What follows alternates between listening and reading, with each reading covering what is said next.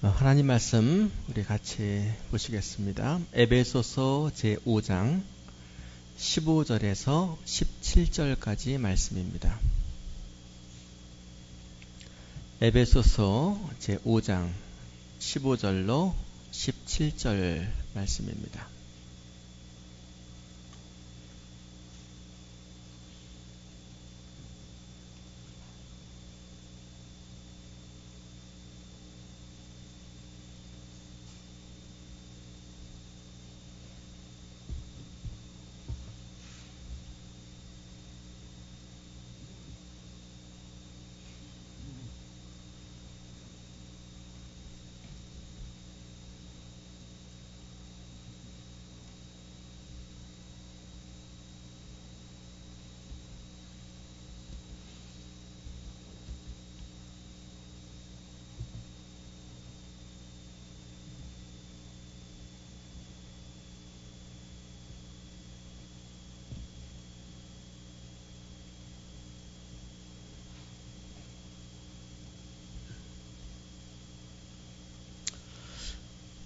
에베소서 5장 15절로 17절 말씀 찾으셨으면 봉독해 드리겠습니다. 그런즉 너희가 어떻게 행할지를 자세히 주의하여 지혜 없는 자같이 하지 말고 오직 지혜 있는 자같이 하여 세월을 아끼라. 때가 악하니라. 그러므로 어리석은 자가 되지 말고 오직 주의 뜻이 무엇인가 이해하라. 아멘. 약 3주간 정도 교회를 떠나 있었습니다. 그동안 그 일정을 소화하면서 곰곰이 생각해 보니까 이 시간이라고 하는 게 그 상대적이더라고요. 어떤 때는 시간이 굉장히 빨리 갑니다. 또 어떤 때는 왜 이렇게 시간이 안 가는지 정말 힘들고 지루하고 참기 어려운 그런 또 시간이 교차됐었습니다. 주로 많은 시간을 볼티모어에 그 아들이 공부하고 있는 그 아파트 기숙사에서 지내게 됐는데요. 그 아파트 그 앞에 주차장이 원래 그 사는 사람들은 그 안에 있지만은 저는 잠시 방문을 했으니까 공항에서 렌트카를 해서 거기에서 이제 가서 차를 받쳐놓고 볼일을 봤는데 저에게 주차 스페이스가 없으니까 그냥 길거리에 동전 집어넣고 주차한데다 주차를 해야만 됐습니다. 근데 이게 동전 집어넣는 게 아무리 많이 집어넣어도 2시간 이상을 못 넣게 되어 있더라고요. 그러니까 여러 사람이 같이 나눠 쓰라고 맥시멈이 2시간입니다. 그래서 1불어치를 집어넣으면은 그러면 2시간을 이제 할 수가 있습니다. 근데 2시간을 집어넣고 그러면 이제 아침 9시에서 밤 9시까지는 동전을 끊임없이 집어넣어야 됩니다. 집어넣고 5층에 올라와서 이제 볼일을 보거나 주변에서 볼일을 보다가 2시간 되면 얼른 가서 또 넣어야 됩니다. 그거 놓치면은요, 주차 단속원이 와서 돌아가려다가 거기 동전 그 시간 지난 차가 있으면은 주차 티켓을 놓는데 이게 얼마냐면 36불입니다. 거의 4만원 돈 되지요. 그래서 내기도 귀찮고 하니까 그거 안 되려고 시간 맞춰서 동전을 넣는 그런 게 거기 있는 동안에 있었는데 딱 한 번 그 티켓을 받았습니다. 그래서 결국은 불사 잠깐 놓쳐가지고요. 한번 36불짜리 티켓을 받고 나니까 더욱더 시간에 대해서 열심히 이제 쫓아나가게 되더라고요. 자, 그런데 그 2시간이 그때는 빨리 갑니까? 늦게 갑니까? 굉장히 빨리 가요. 뭐 좀 하려고 그러면 2시간입니다. 뭐 2시간이 한 20분 같이 가는 거 있죠. 그래서 야, 시간이 이렇게 빨리 갈 수도 있구나 라고 생각했는데 일을 다 마치고 이제 워싱턴 DC 공항에서 인천까지 이제 오는 비행기를 탔는데 이게 15시간짜리 비행기더라고요. 15시간을 창가에 앉아서 그러니까 화장실 가려면은 옆에 분을 깨우고 그 다음 분도 깨워야 되니까 그래서 아예 그런 거 알고서 타기 전에 물도 좀 안 마시고 먹을 것도 안 먹고 그냥 화장실 안 가고 있어야 되겠다 이러고서 이제 들어가 있는데 15시간이 왜 이렇게 깁니까? 이 15시간이 아니라 거의 뭐 1500시간처럼 안 가더라고요. 이게 빨리 이게 시간이 가서 공항에 내려야지 몸 좀 피고 이렇게 뭐 하겠는데 누울 수도 없고 또 뭐 설 수도 없고 엉거주춤한 가운데서 15시간 날아오면서 정말 시간이 15시간이 길긴 참 길구나. 그러니 잘못해서 형 언도를 받아 감옥에 가서 갇혀서 뭐 15일, 15일 없지 뭐 15개월, 15년 사는 사람들은 사는 게 아니겠구나 뭐 이런 생각을 해봤습니다. 여러분들 절대로 실수하지 마시고 실수하시고 잘못하더라도 감옥에 갇힐 일은 꼭 하지 마시길 바랍니다. 아주 못 쓰겠더라고요.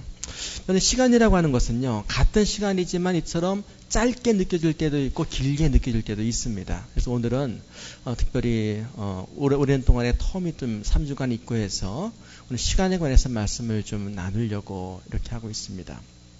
그런데 오늘 말씀을 같이 시간에 관해서 우리 좀 느끼기 위해서 한 가지 제가 여러분들에게 문제를 내고 오늘 여러분이 좀 맞추는 시간을 갖도록 하겠습니다. 그래서 잘 맞추는 분에게는 오늘 맞추고 상을 드리겠습니다. 이번 여행 기간 동안에 제가 여러분에게 드리려고 많이 사고 싶었지만 여러 가지 사정에 딱 2개를 사왔습니다. 뭐냐면은 달력입니다. 2014년도 달력인데 이게 무슨 달력이냐? 이름 있는 겁니다. 이게 달력이 워싱턴 그 유니버시티에 있는 그 테드 나우스라고 하는 프로페서가 이 3디멘션으로 연구해서 만든 달력입니다. 작품이지요. 그러니까 이걸 갖다가 펴가지고 쫙 놓으면은 탁상에도 어디 올려놓게 되면은 1년 동안 야 이거 어디 났어? 아마 우리나라에는 2개밖에 안 들어와 있을 겁니다. 이 달력을 여러분들에게 잘 맞힌 분 2분에게 드릴 텐데 시간에 관한 문제를 내겠습니다. 자, 1시간이 몇 분입니까? 60분이죠. 그러면은 1분은 몇 초입니까? 네, 그건 60초를 맞추시면 됩니다. 그래서 여러분들이 잠깐 이제 그 초를요, 제가 60초 시계를 좀 끓여놓고요, 공정하게 나왔죠? 60초를 여러분이 맞추는데 보고 맞추면 다 우리가 알 수 있어요. 눈 감고 맞추는 겁니다. 그래서 정확히 이제 이 시침이 이 초침이 12에 왔을 때에 그 전에 눈을 감습니다. 그리고 눈을 감고 다른 거 보지 마시고요. 60초가 됐다라고 생각되시면 손을 드시면 됩니다. 그때에 가장 근접하게 맞춘 2분, 직전이든 지났던 그 2분에게 제가 드리겠습니다. 그러니까 눈을 감고 있다가 조용히 손을 이때다 싶으시면 손을 드시면 됩니다. 그러면 여러분과 제가 같이 시계를 보니까 누가 가장 1등인지를 알잖아요. 자, 준비됐죠? 손 들으시는 거, 마음 비우신 분들은 안 드셔도 괜찮습니다. 자, 10초 남았습니다. 자, 같이 눈을 감고 60초 여러분의 생체 시계를 이용해서 손을 드시는 겁니다. 자, 준비되셨죠? 눈을 감으십시오. 지금부터 60초가 됐다 생각되시면은 손을 드시면은 가장 근접하게 둔 2분에게 정답자로 드리겠습니다. 여러분의 생체 시계를 이용해서 가장 근접하게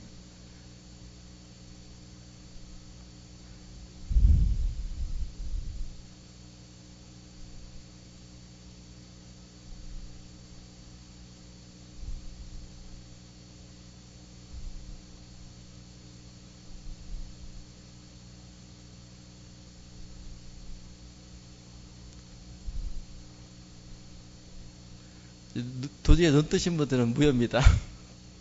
네, 한 번 드렸고요. 네, 눈 뜨실 때는 손 드실 때는 눈 떠도 됩니다. 그다음부터는요. 다 제출했으니까.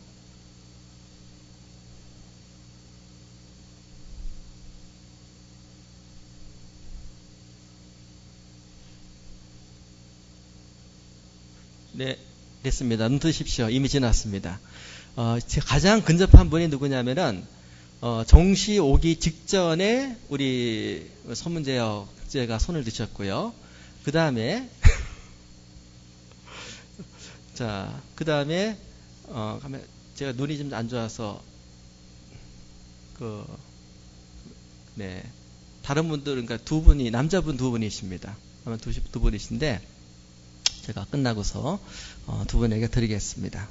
대부분의 분들은 아마 늦게 손을 그 전에 드신 분이 한참 전에 드신 분이 한 분 계시고요. 한 15초 전에.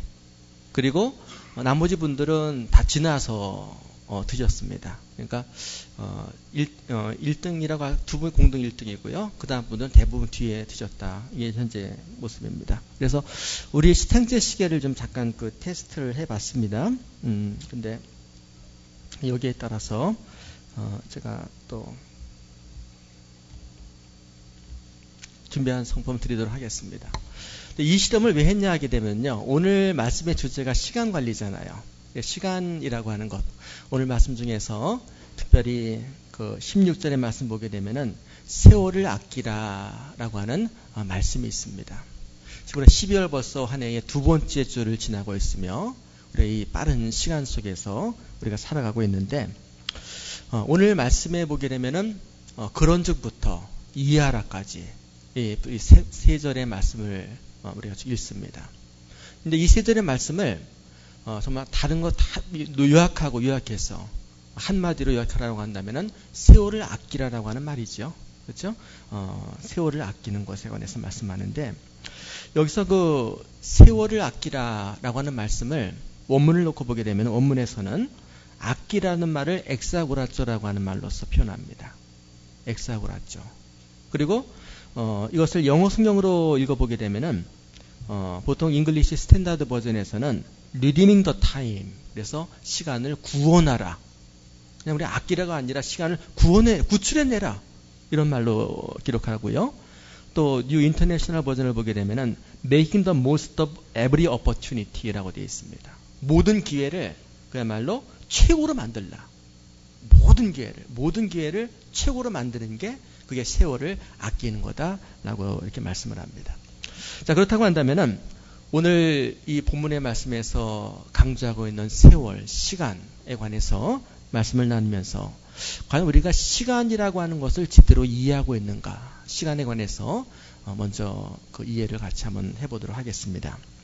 시간은요, 결코 사람을 기다리진 않습니다. 시간은 원하는 사람에게 더 많이 주어지지도 않죠.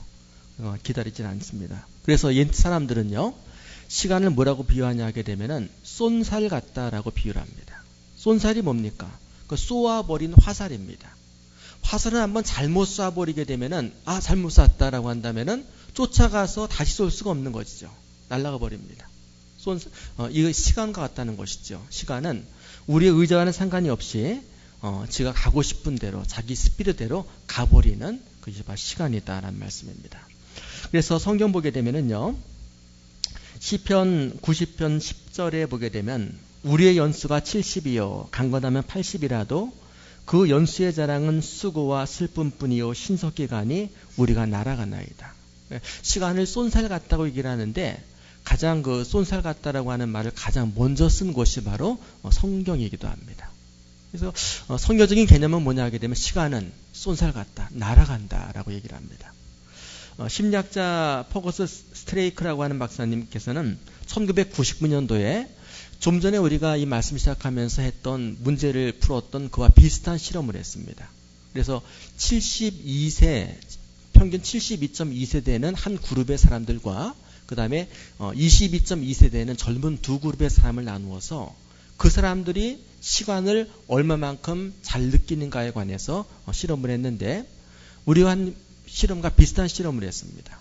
모아놓고서 30초, 60초, 120초 그 정도를 한번 훈련한 다음에 눈을 감고서 120초가 됐을 때에 얼마를 느끼는가, 좀 맞히는가를 테스트했습니다.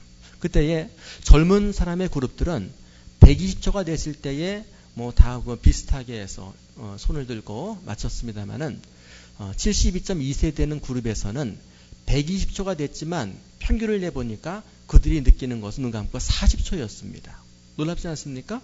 노인들은요, 시간을 천천히 너무 빠르게 느낀다는 말씀이죠. 진짜 시간은 120초가 지나갔지만 노인들이 느끼는 것은 40초였다라고 하는 말씀입니다. 그만큼 시간은 빨리 간다라고 하는 말이죠. 그 실험에서 나타나는 게 뭐냐 하게 되면은 사람이 나이가 들수록 생체 시계의 속도는 느려지고 또 행동이 둔해져서 상대적으로 시간이 빨리 가는 것처럼 느껴진다라고 하는 말씀입니다. 그러니까 시간은 나이가 들수록 빨리 가는 것처럼 느껴진다라는 겁니다. 그러니까 여러분들 중에서 올 2012년 한 해도 엊그제 새해 인사를 주고받은 것 같은데 벌써 마지막 달인가 라는 분은 이 생체 시계가 많이 늦어진 겁니다. 그래가지고 자기의 영적인 건강, 마음적인 건강에 대해서 좀 다시 한번 추스려야 된다는 말씀입니다. 시간에 대한 첫 번째 이해는 시간은 사람을 기다리지 않는다. 시간은 날아간다. 라고 하는 것이 첫 번째 이해입니다. 두 번째 이해는 뭐냐 하게 되면은 시간의 주인은 누구십니까? 하나님이다 라고 하는 말씀이죠. 우리가 사용하는 이 시간은 원래 자연 속에 흘러가는 시간 중에 내가 그냥 한 부분을 이용하고 편성하는 것이 아니라 원래 시간은 하나님께서 만드신 겁니다. 천지를 만드실 때에 맨 처음에 시간이 없었습니다. 시작도 없고 끝이 없는 그 시점에 하나님께서는 빛이 있으라 말씀하심을 통해서 시간을 만드셨습니다. 낮과 밤과 세월을 시간을 만드셨단 말이죠. 그리고 그 만드신 시간이 지금 오늘까지 흘러오고 있습니다. 이 시간은 하나님께서 정하신 때가 되면은 이 시간은 또 끝이 납니다. 우리가 죽어 이 다음에 예수님 모시게 되면은 천국에 가서 영원토록 살 때에 지루해서 어떻게 하나라고 하는 고민하는 분이 있는데 고민하지 마십시오. 시간이 흘러가면 지루합니다. 그러나 하나님이 만드신 시간이 하늘나라가 이 땅에 임할 때에 영원한 천국이 시작되고 그 천국에서 우리가 살게 될 때에는 시간은 끝이 납니다. 그 다음에 영혼이라고 하는 정점으로 들어간다는 말씀이죠. 영생과 영멸로 들어갑니다. 거기에서는 하루 이틀 3일 이렇게 지금 우리가 느끼는 시간이 지나는 것이 아니라 우리가 느끼는 시간이 끝이 난다라고 하는 말씀이죠. 성경은 그와 같은 말씀을 우리에게 암시하고 있는데 계시록 6장 14절에 보게 되면 이런 말씀이 있습니다. 하늘은 두루마리가 말리는 것 같이 떠나가고 각 산과 섬이 제자리에서 옮겨지매 마지막 때가 되면 계시록에서 말하는 이 지구의 종말 마지막 때가 되면은 시공이 없어진다라고 하는 말씀이죠.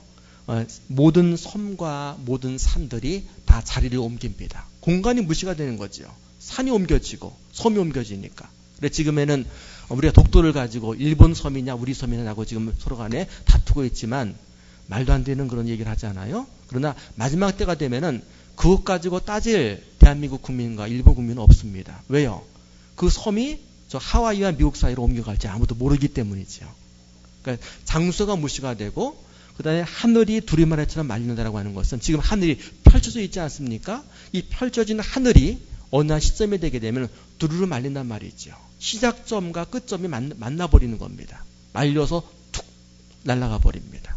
그래서 우리가 시간의 주인 되시는 하나님, 이런 우리 신앙 앞에서 우리는 조심할 것이 하나 있습니다. 흔히 살아가면서 우리가 오늘에 대해서만 소중히 여기며 지나간 일에 대해서는 묻어버리는 경우가 있습니다. 큰 잘못을 많이 범해놓고도 그리고 지난 일은 묻지 마세요. 이미 오래전에 지난 일이니까 라고 하면서 살아가지만은 우리가 이 시간에 관해서 시간의 주인은 하나님이시고 그분이 관리하신다라고 하는 이 신앙 가운데서 꼭 기억해야 되는 것은 우리가 하나님 앞에 설 때에는 어제 지은 죄와 20년 전에 지은 죄가 동일한 유효기간으로서 판단을 받아야 된다라고 하는 말씀입니다. 때문에 하나님 앞에 우리가 서가지고 하나님께서 어느 잘못을 지적하실 때 하나님 그거는요 소시적으로 일어났던 일이잖아요. 그것 가지고 뭐 그러십니까? 이 말할 수 없다라고 하는 말씀입니다. 때문에 우리 믿는 성도는 늘 아무리 작은 죄라고 할지라도 모두 그리스도의 복음 앞에 보혈로서 씻김을 받고 회개하고 살아가야 된다. 청산하고 살아가야 된다라고 하는 말씀입니다. 저는 목회하면서 많은 그 교인들의 성도들의 잘못된 이해 앞에 놀라는 것이 뭐냐 하게 되면은 과거에 오래전에 지은 죄에 대해서는 별로 경각심을 갖지 않는다라고 하는 말씀입니다. 그렇지 않습니다. 우리가 그리스도 안에서 새 사람이 되기 위하여는 죄의 온전한 청산을 받아야만 합니다. 우리 속에 과거에 지은 모든 죄가 온전히 고백되어지고 회개되어지고 용서받지 못했다라고 한다면 결코 그 사람은 성도로서 천국을 향해 부끄러움이 없는 정지를 할 수 없다라고 하는 말씀입니다. 생각해 보십시오. 옛날에 지은 죄라고 해서 회개하지 않고 묻어두고 내가 성도로서 삶을 살고 천국 간다라고 한다면은 세상에 묻어둔 것은요 아무리 꽁꽁 잘 묻어둬도 결국은 드러날 때가 있습니다. 냄새가 난다라고 하는 말씀이 있죠. 그 때문에 천국이 오염되고 더 이상 그 천국은 천국이 안 된다라고 하는 말씀입니다. 때문에 우리가 그리스도 앞에서 하나님의 이 진리 앞에 내가 이제 지난 모든 죄를 다 그리스도 앞에 고백을 하고 새 사람으로 거듭난다라고 하는 것은 온전한 회개, 그야말로 내가 알지 못하고 지은 부지 중에 지은 죄까지도 하나님 앞에 낱낱이 고하고 그 모든 죄를 그리스도의 십자가의 보혈로 찢김 받음을 전제한다라고 하는 말씀입니다.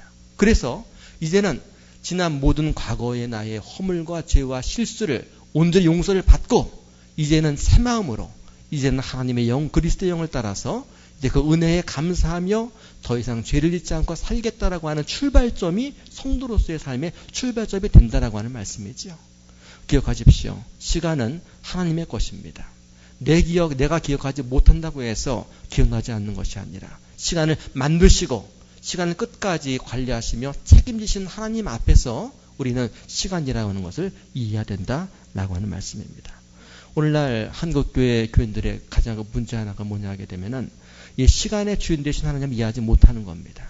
그리고는 정말 그 교회를 다니기만 하면은 구원받는 거로서 어떤 속의 죄를 그 앙금을 털을지 않고 용서받지 않고서도 주일을 찬양하고 말씀 듣고 성경 보고 기도하고 그러면은 천국 갈 수 있는 것으로 잘못 착각한다라고 하는 말씀입니다. 그래서 욕을 먹는 사람들이 많지 않습니까? 그러나 내가 사용하는 시간은 온전히 하나님의 것이요. 하나님께서는 내게 주신 그 시간, 나에게 할당한 시간을 나는 지금 단지 관리하고 있는 청지기 관리자에 지나지 않는다라고 하는 믿음을 가질 때에 성도로서의 새로운 첫걸음은 시작된다라고 하는 말씀입니다. 세 번째로 시간에 대한 이해 뭐냐 하게 되면은 시간은 한정 자산이라고 하는 말씀입니다. 시간은 이것은 영원히 또 무한정으로 쓸 수 있는 그런 것이 아닙니다. 시간이 자산이다라고 하는 것은 다 아시죠? 시간은 돈이다라고 하는 말들 여러분 기억하실 겁니다. 자, 그런데 시간이 돈이다라고 하는 것은 맞는 말입니까?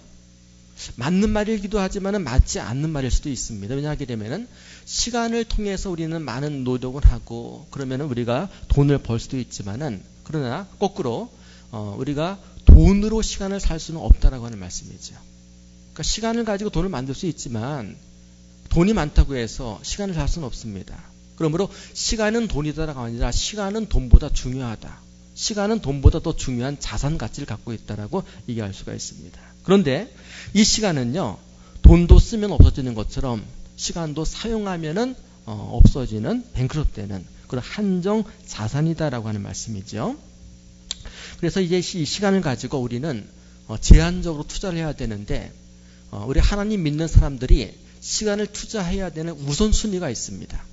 이 우선순위를 잘못 알고 있으면은 잘못된 곳에 가치 없는 곳에 귀한 자산을 투자해서 나중에 남는 것이 없어 우리는 부끄러운 일을 당할 수밖에 없는데 여러분 화면에 보시게 되면은 우선순위를 제가 정리를 좀 해봤습니다.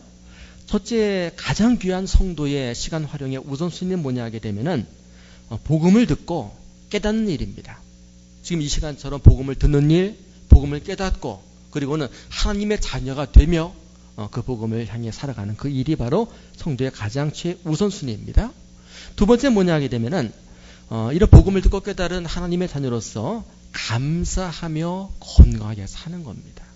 나에게 허락하신 시간 안에서 나에게 허락하신 사람들과의 관계를 잘하며 늘 감사가 넘치는 그 평화로운 그런 삶을 살아가는 것. 두 번째 중요한 일이겠죠.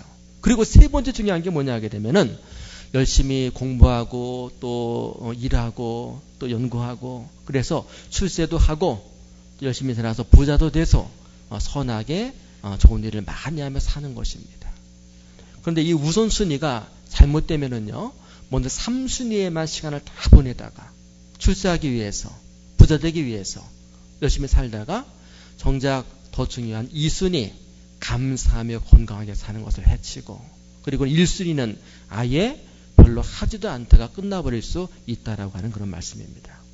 시간은 쏜살 같습니다.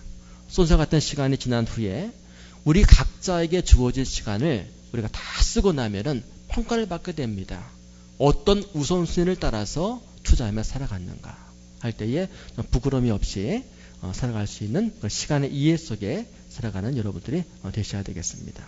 그럼 시간에 대해서 이렇게 세 가지로 우리가 이해를 하고서 시간 관리에 대해서 우리가 말씀을 나눠보겠는데요. 가장 중요한 것은 뭐냐 하게 되면은 스피드보다 방향이 중요함을 알아야 된다라고 하는 말씀입니다.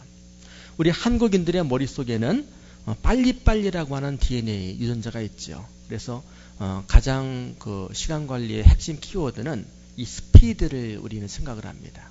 능력 있는 사람은 일을 빨리 처리하는 사람이 능력 있는 사람으로 인정을 받지 않습니까?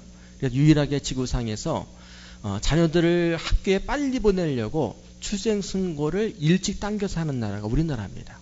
다른 나라 같은 경우는 다들 늦게 보내려고 그러는데 우리나라는 뭐 2월 25일쯤 태어났다라고 한다면은 3월 달에 태어나는 거로 이렇게 해가지고 학교 일찍 보내려고 그렇게 신고도 요즘 모르겠습니다만은 하는 그런 나라입니다. 왜냐하면 초속 문화지요. 빨리 이걸 진행하는, 빨리 가면 이긴다라는 그런 그 문화처럼 되어 있습니다. 그런데 이런 그 스피드를 중요시 여기다라고 보다하게 되면은 우리가 많은 부작용을 만나게 됩니다.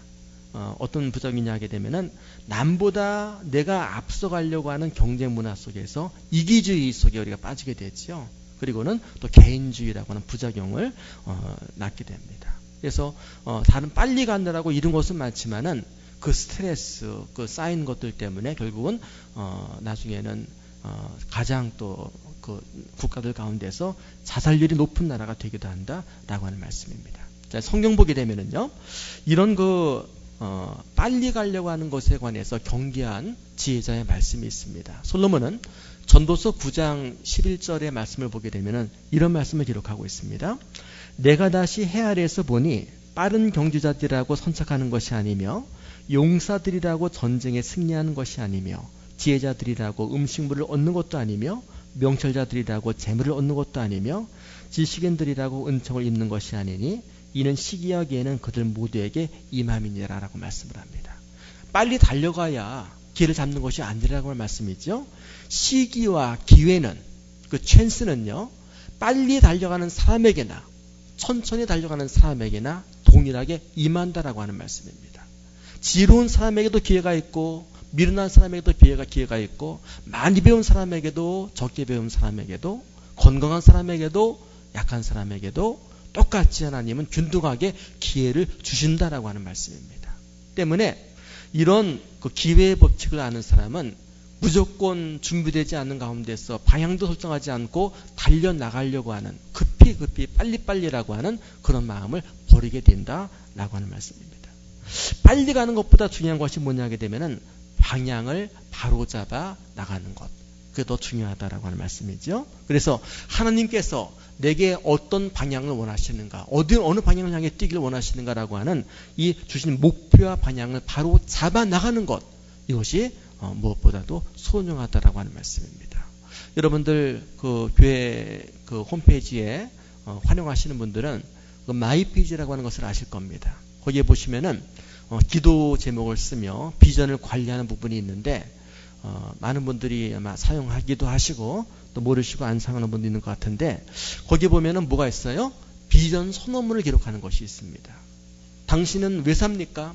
당신의 인생의 비전은 무엇입니까? 물을 때에 머뭇거리지 말고 그새 뭘 하며 살지? 라는 것이 아니라 나는 나의 비전은 이것입니다. 라고 하는 그 자기의 분명한 비전을 기록해 놓고 그리고 기도하며 쭉 살 수 있도록 준비되어 있는데 그 비전이 있어야 된다는 말씀이죠. 목표와 방향이 분명해야 되는 것이지 그것이 없이 바쁘게만 사는 것, 그것은 아무 의미 없는 시간 관리에 대해서는 낙제점을 받을 수밖에 없음을 꼭 기억하시길 바랍니다. 그래서 이제 12월 이제 연말에 가고 2013년을 준비하는 과정 가운데 있는데 혹시 비전에 대해서 분명치 않는 분이 있다라고, 자기 인생의 방향이 분명치 않은 분이 있다라고 한다면은 좀 고민 좀 해보시길 바랍니다. 내 비전이 뭔가? 정말 내가 꼭 해야 되는 것이 뭔가? 하나님께서 나에게 원하시는 것이 뭔가? 그 방향성이죠. 분명히 설정하고 그것을 또 잠깐 생각하고 그냥 시간 지나면 잊어버리니까 거기에 기록을 하시고 그리고 늘 그 비전을 다듬으십시오. 그래서 다듬으면서 인생이 살아나가며 믿음이 깊어지며 또 인생의 여러 기회를 만나가면서 그 비전이 점점 선명해지고 점점 분명해지고 점점 날카로워지는 그런 그 인생의 풍미가 있어야 되지 않을까 생각합니다. 꼭 기억하십시오.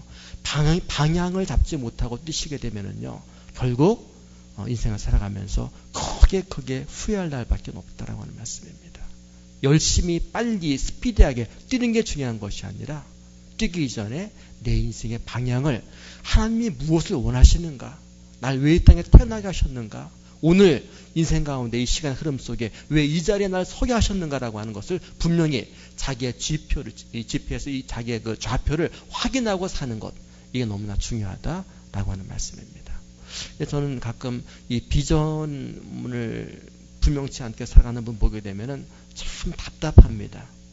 길거리에서 집 없이 직업 없이 이렇게 깔아놓고서 손 내밀고 있는 사람만 푸릇푸릇한 것이 아니라 겉모습은 멀쩡해요.